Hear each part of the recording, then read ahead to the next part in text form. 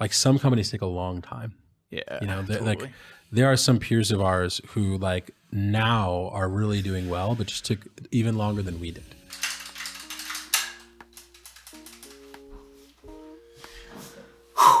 So we just received not our first, not our second, but our third rejection letter from Y Combinator. That hurts to say out loud. Should we be worried? Nah, not at all. But why? Because of this clip from a talk with Kevin Hale. We believe for every company that we will interview at YC, we bet there's probably another company that's just as good as them out there, but they messed up on the application and we didn't realize it. We didn't invite them. And basically, the reason is because they didn't express their idea clearly. That's it. Like, you might think, oh, I didn't show off all that complex stuff about my startup idea, and that's why they didn't pick me. And I want you to know that's not true. I want you to really pay attention to the last thing he just said. They did not express their idea clearly. The first application we ever submitted, my co-founder Zamir's girlfriend straight up said it was brutal, which is hurtful, but pretty true because we did it the night before and didn't put that much effort into it.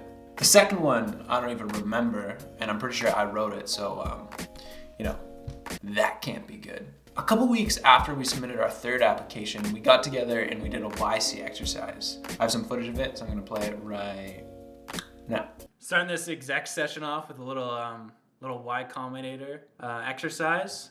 In as few words as possible, we all have to describe what we're building at LISN. And on 3, we're going to see how similar they are. How are you guys feeling? Super confident. I do verbatim. Verbatim. Even our spelling mistakes are going to be the same. Okay. Okay. On 3.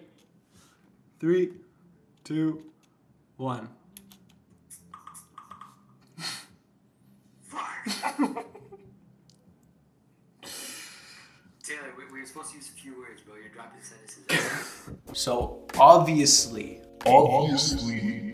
as co-founders, you need to be on the same page. Sorry about that. If we weren't on the same page about that, imagine how that trickles down into our application answers. It's really important that you're honest with the current status, current state of your startup. For us, we're a group of 20 guys trying to build the best podcast app in the world where 95% of everybody works on this part-time. And I'm the 5%. I do the marketing, which is important, but having a really good product that solves a problem, more important. Yeah, you got it, nice. Also, none of us have ever started a company before. So not only do we have to figure out how to build this app with no experience, we also have to figure out how to build a company at the same time. Starting your first company is like trying to learn how to sail while building a boat at the same time. But with that being said, over the past 2.5 years, we've been able to build something truly incredible. Do we have product market fit? No. Have we made any money? No, not really. Well, what do you have there? We have a team of some of the smartest people I know who haven't given up in the past 2.5 years and are excited about what we're doing. And most importantly, as a team, we are confident that we have a great solution to podcast discoverability. And to quote Michael Siebel, I hope that's how you pronounce his name because I've already spelled his name wrong, sent him an email one time.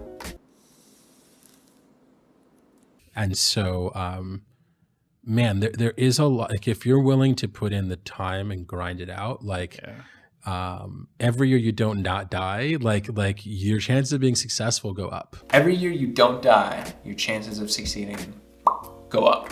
Also, we haven't taken a fucking dime from anybody. We've bootstrapped until this point. We've only spent our own money, which means the only people we can let down is us. Which in my opinion is the best position you can be in for a startup, you know? I got no drip in my pocket. Must have forgot it, or maybe I think there's this expectation that when you start a startup, it's gonna rocket ship in the first 6 months. It's almost impossible to do that when you're working on something part-time. When you first start a company, there's an insane amount of shit you need to figure out. Be patient and be introspective. Realize what you've done right and understand what you need to fix and improve. It's an endless grind. And if you're willing to keep fighting to get to the next step, well, just like Michael said, the longer you stay alive, the higher your chances of success will be. And just keep applying to YC.